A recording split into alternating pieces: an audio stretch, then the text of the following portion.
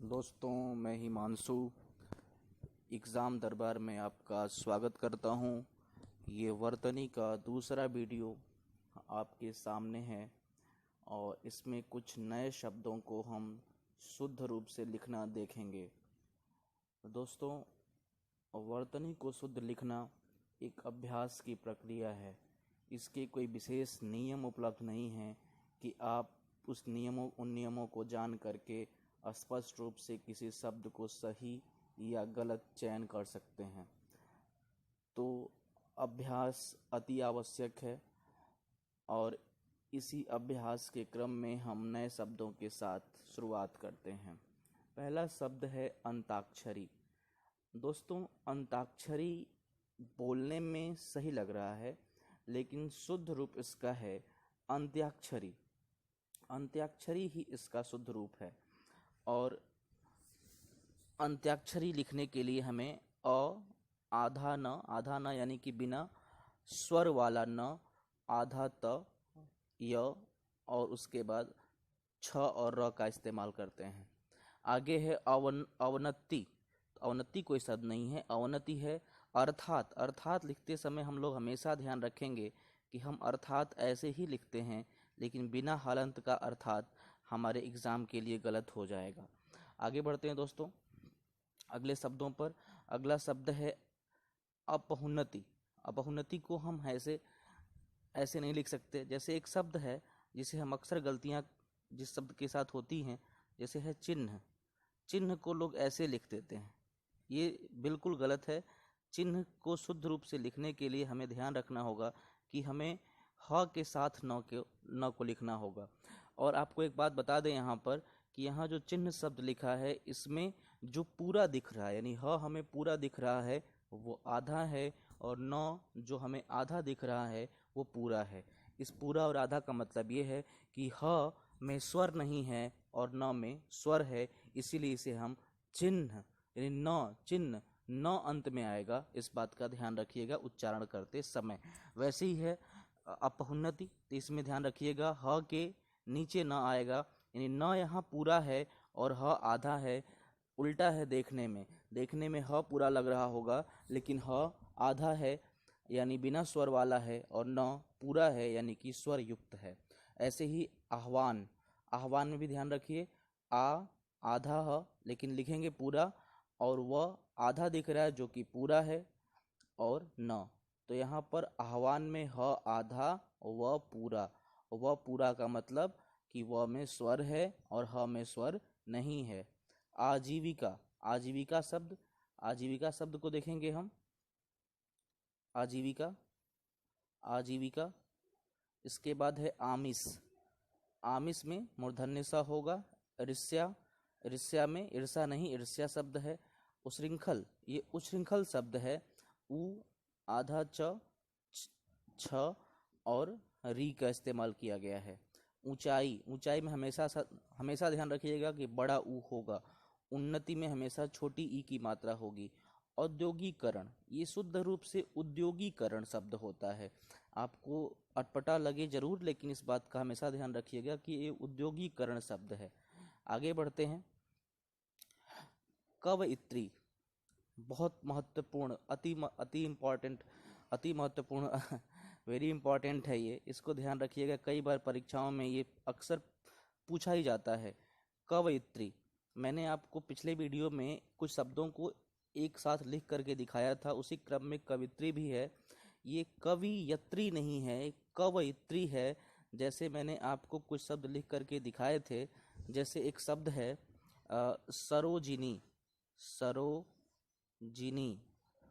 एक शब्द है विरहिणी। एक शब्द है कुमुदिनी। सब में एक खास बात आप देख लीजिए। जैसे आपकी इस कवित्री में क व य पर छोटी की मात्रा और त्र पर बड़ी की मात्रा है, यानी तीसरे पर छोटी की मात्रा और चौथे पर बड़ी की मात्रा है मेरे दोस्तों। वैसे ही विरहिणी में देखिए, तीसरे पर छोटी ई की मात्रा और चौथे वर्ण पर बड़ी ई की मात्रा है। सरोजिनी में भी छोटी की मात्रा, बड़ी की मात्रा, कुमुदनी में भी छोटी की मात्रा, बड़ी की मात्रा। तो इस तरह से आगे भी हम देखते रहेंगे और आप इनको बिल्कुल अपने दिमाग में, अपने मन में इन बातों को बिल्कुल बिठा लीजिए कि कभी भी हमें परीक्षा भवन में कंफ्यूज नहीं होना है, भ्रमित नहीं होना है, क्योंकि जब आप प्रैक्टिस नहीं करके गए होते हैं तो भ्रम की स्थिति आती है और वहीं हमसे गलतियां हो जाती हैं। तो विरहिणी, सरोजिनी, कुमुदिनी, कवित्री, ये चारों एक ही तरह के हैं। तीसरे पर छोटी की मात्रा, चौथे पर बड़ी की मात्रा। ठीक है, आगे बढ़ते हैं। कुशासन, तो शासन में छोटा सा ध्यान रखिएगा यहाँ पे। आगे है, आगे है कनिष्ठ, तो ये कनिष्ठ है, ट नहीं होगा। कृत्य, कृत्य नहीं, कृत्य कृत्य होता है कन्हैया में, ऐसे लिखेंगे। हाँ, यहाँ ध्यान दीजिए, केंद्रीयकरण, केंद्रीयकरण नहीं, केंद्रीकरण। ऐसे ही एक शब्द होता है मानवीकरण, तो लोग उसको मानवीकरण लिखने में पता नहीं क्यों शर्माते हैं, मानवीयकरण लिख देते हैं। ऐसा नहीं है, ये मानवीकरण सही शब्द है, केंद्रीकरण सही शब्द है। आपको यहाँ ध्यान देना होगा, केंद्रीकरण बिल्कुल सही है। आगे है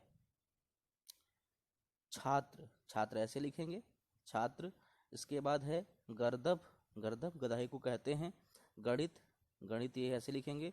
गृहस्थ, गृहस्थ ऐसे लिखेंगे। आगे है गृहस्थी, गृहस्थी। ग्रहित, यहाँ गलतियाँ होती हैं, प्रायः गलतियाँ होती हैं यहाँ। ये गृहित जो है, ये ग्रहित शब्द जो है शुद्ध है, चार दीवारी नहीं, ये चार दीवारी, जो बाउंड्री, बाउंड्री वॉल।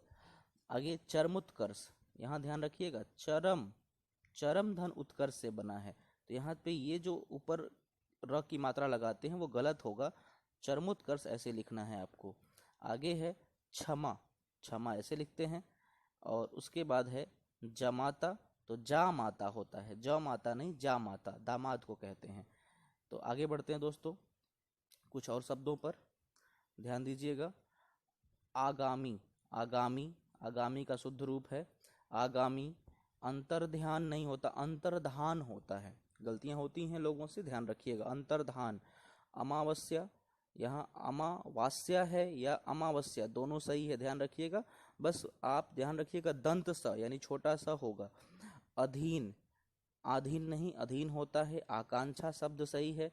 सौहार्द, यहाँ मैंने लिखा है सौहार्द, तो इस पे थोड़ा ध्यान रखिए। जब भी आपको आर्द्र लिखने के लिए आएगा, आर्द्र, तो आप नीचे भी एक र लिखेंगे, ऊपर भी एक र लिखेंगे, लेकिन जब सौहार्द लिखने के लिए आएगा तो नीचे वाला र नहीं होता, यहाँ ध्यान रखिएगा, सौहार्द होता है, सौहार्द होता है।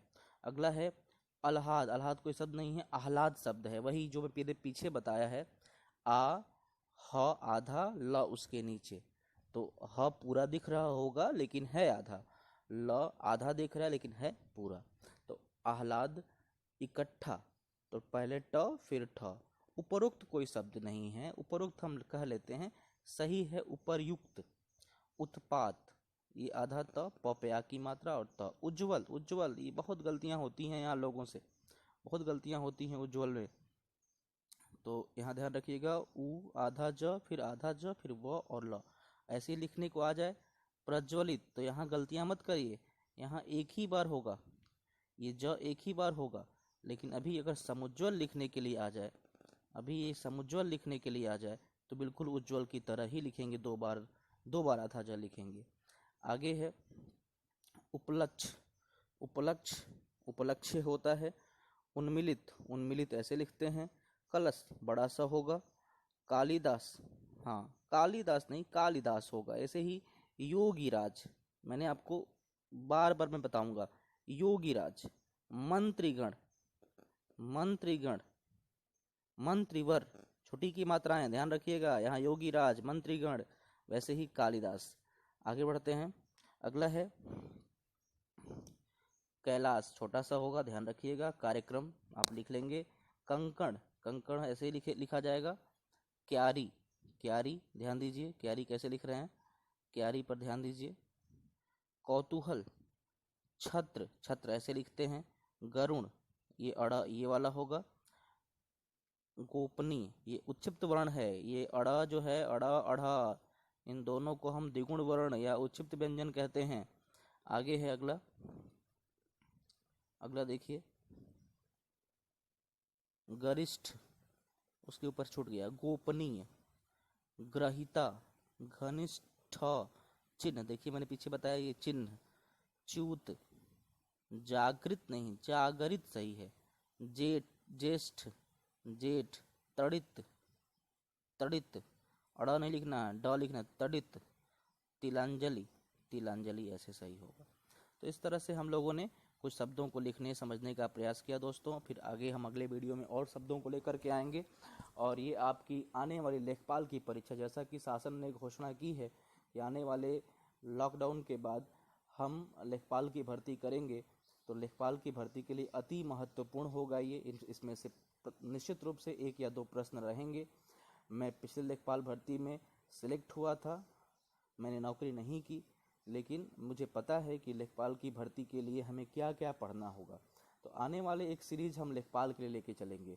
लेखपाल में जीएस, लेखपाल में हिंदी, लेखपाल में मैथ, लेखपाल में ग्राम विकास, ये 4 सेगमेंट होंगे। उनको लेकर के मैं अलग से वीडियो बनाऊंगा। तब तक के लिए धन्यवाद। चैनल को सब्सक्राइब करिए, लाइक करिए और दोस्तों को शेयर करिए। बहुत बहुत धन्यवाद दोस्तों। Thank you so much.